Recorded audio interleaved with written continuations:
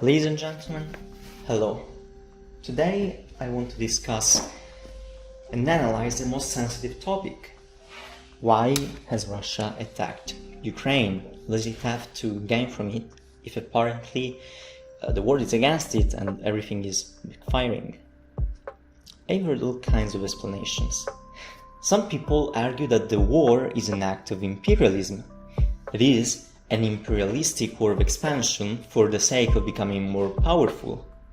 But is that really the case in our time, in which power and wealth are not strictly connected to land exploitation? Other people instead mention how Russia is afraid of NATO expansion, that Russia addressed its safety issues with a preemptive attack on Ukraine. But how can that be the truth, when NATO itself has always been openly against Ukrainian entry to the alliance? Some others, lastly, simply argue that Putin is a madman and, as such, he does things we can't quite comprehend. As we are saying that I don't subscribe to any of these theories. It is my firm belief that the truth can only be sought from data, and so we ought to take a look at all the available information if we want to actually understand what exactly is going on in Ukraine. So first of all, let's consider the repercussions of the war. There have been three most notable after effects. 1. Sanctions. They have actually been dealing a heavy hit to Russian economy. And don't be fooled by how the ruble is seemingly unfazed. The actual economic data paint a rather meager situation for the future of the Russian economy. 2. NATO expansion and strengthening. In fact, one might argue that this war has rejuvenated an alliance that could previously be seen almost at its deathbed. From perceiving NATO as useless and talking of dismantling it, leaving it, reducing its presence, here we are with increased long-term funds to NATO, more countries, notably even Sweden and Finland, joining it, and more broadly, the complete disappearance of the conception that NATO is outdated and useless, a thought that permeated huge chunks of the European and, to an extent, American population before the war. And then, number 3, Russian soft power out of the window. Associating with Russia is currently taboo, and in our globalized and interconnected world, well, that is arguably even worse than any other consequence. Now, most of the people calling Putin crazy bring these facts to the table.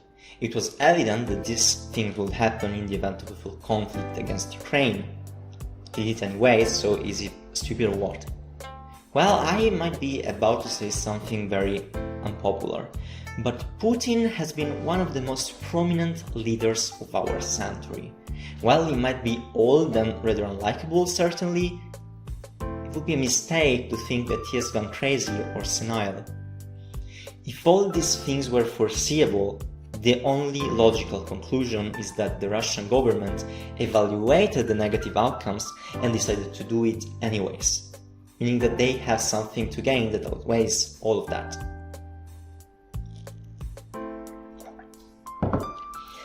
So, what does Russia stand to gain from it? We could theorize many things, but we have a surefire way of knowing what Russia wants. And that's because the Russian diplomats have told us themselves. Let's take a look, in fact, at the peace talks between Russia and Ukraine, and we will see the terms put forward by Russia to end the war. The main terms Russia requests for peace are two: the recognition of the Russian ownership of Crimea and the independence of the Donetsk Democratic Republic and Luhansk Democratic Republic, and Ukrainian neutrality. That is, legal guarantees that Ukraine will not join NATO for the foreseeable future. This means that these two concessions are worth a war to achieve, along with all the negative consequences. And so this begs the question, how is that possible? Let's start by looking at the first point. Are Crimea and Donbass that important? Actually, yes, they are. The Crimean Peninsula hosts a wealth of oil and gas reserves, the latter being between 4 to 13 trillion cubic meters. And if we think for comparison that the entire gas export of the Russian Federation is of a mere 210 billion cubic meters, then Crimea alone hosts enough resources to export the same quantity as Russia for up to 60 years. That will be, using the average gas price for 2020, a total value of roughly $18 trillion. Now, while Russia has more than enough resources to keep it up for 200 years all by itself, and the Ukrainian annual production will likely not even reach half of Russia's level, allowing Ukraine to produce significant amounts of gas will be quite dangerous. In fact, it would be bad not only to Russia, but to all the gas producers on Earth. It's basic economics. If all other conditions stay the same and the supply increases, then the price is bound to decrease. By a conservative estimate, the Ukrainian exploitation of the Crimean resources, which in 2012 was already starting to happen, will mean that the gas price will gradually decrease by at least 2%, meaning as a direct consequence that all those who make a living by selling gas would have decreased revenue. Now, going back to Russia, we have to keep in mind that about 40% of its revenue comes from selling gas. As a direct consequence of the Ukrainian exploitation of the Crimean gas, Russia will lose about 1% of it. And while that's certainly significant, there is another factor to consider. Ukraine will become Russia's direct competitor for gas exportation. Such a competition in the long run would have the potential to make Russia lose way more than just 1% of its revenue. In fact, may even cut it to 50% or less, in an acceptable future outlook for Russia that will not only lose roughly 20% of its GDP, but also a huge chunk of its geopolitical leverage, as countries could easily switch from Russian to Ukrainian fuel. And that is all without considering one last factor. With the income from its fuel exports, Ukraine will become wealthier, and a wealthier country is harder to control. At the same time, though, it is less independent. A wealthier Ukraine would irrevocably escape Russia's sphere of influence, at the same time entering the Western one, as its fuel would certainly be sold to the Western, ever fuel-hungry markets, and that would essentially bind the future of Ukraine to Europe for the next century at least. Looking at this data, it quickly becomes apparent how Ukraine is indeed a terrible threat to Russia. It is no coincidence that the annexation of Crimea has taken place just 2 years after the Crimean resources were starting to be exploited. Russia simply cannot allow Ukraine to extract and export fuel. Of course, there is also a strategic dimension to it, as Crimea is an excellent base to project power in the Black Sea and the surrounding area, but after all, it's rather marginal compared to the economic potential of Crimea.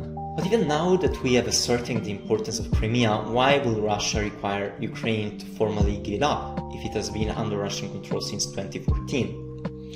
The answer can be found in the Crimean Platform, an initiative promoted by President Zelensky in 2021, not long ago, as a diplomatic format to establish international coordination in restoring Crimea back to Ukraine, an initiative that was welcomed by most of the Western world, including G7 countries. This initiative, together with the international non-recognition of Crimea as Russian, was itself a threat, bound to grow stronger with time, and an unacceptable risk for Russia to take. And now, what about Donbass? While one might argue that it is of a great economic importance to Ukraine, and it is, making up about 20% of its GDP, that is but a drop in the ocean for the much wealthier Russia. Not to mention how the ongoing war since 2014 has all but destroyed those regions, so the gain for Russia is not strictly economic. Just like for Crimea, where Russia gains is a weaker and subdued Ukraine. While it is not much of a gain to Russia, 20% of the Ukrainian GDP is a big deal indeed to Ukraine as a nation. And that's also why the so-called Minsk agreements haven't been fully implemented, being granted by the Ukrainian government itself as self-destructive. Without the Donbas region, Ukraine is severely impoverished, and the severely impoverished country is a destabilized country, and a poor, destabilized country is easy to subdue, manipulate, and extend one's own sphere of influence upon. But you might be wondering, couldn't the Western countries use the same conditions of instability to bring Ukraine in the Western sphere of influence rather than the Russian one? Well, that's why the Russian demands have one more aspect to it: Ukrainian neutrality. Seemingly about securing the Russian borders from NATO, we have to keep in mind that NATO has wanted nothing to do with Ukraine until now. The real significance to this demand is that pro-Western movements, such as one that gave birth to the Maidan revolution, will be seen as subversive, while pro-Russian ones will be very realistically seen as part of the status quo, as about 1/3 of the Ukrainian population is ethnically Russian. Ukraine is currently too small and weak country to be entirely independent and unaligned. If it can't align with the West, it will slowly but surely be drawn into the Russian sphere of influence. Now, only one last piece is missing. What does Russia have to gain from having Ukraine in its sphere of influence? Well, there are three aspects to analyze in regards to what could make Ukraine attractive to Russia: resources, influence, and potential. In regards to resources, it must be said that while Ukraine has plenty, Russia doesn't really need them in the short run. In regards to influence, we must agree that Ukraine's soft power on the West will disappear as soon as a new pro-Russian government is elected, just as it was before the Maidan revolution took place. And lastly, in terms of potential, it has to be said that Ukraine's potential is actually enormous. It has many resources and a huge territory digging deep into Europe.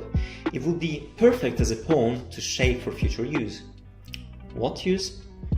Perhaps as a reliable buffer state, perhaps as a power extension over Europe, perhaps, and I personally believe this option to be the most correct, simply to deny West a useful ally.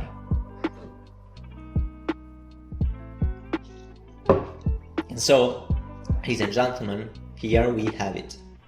The goal of this war in Ukraine is to nullify the threat that Ukraine poses to the Russian economy and influence by cutting its growth prospects, isolating it, and ultimately gaining control over it. The benefits from rendering Ukraine powerless outweigh all the negative backlash that Russia has so far received, and will likely keep receiving in the future. Most of the nations that import gas from Russia can do without it, and by the time they find viable alternatives, the war will likely already be over. And as the war ends, well, after a while, people will resume dealing with Russia one way or another. Or at least that's the evaluation I believe the Russian government has made. Do you agree with this analysis? Do you disagree? Let me know in the comments, and if you appreciate this content, make sure to like the video and subscribe to the channel. Cheers, and see you soon.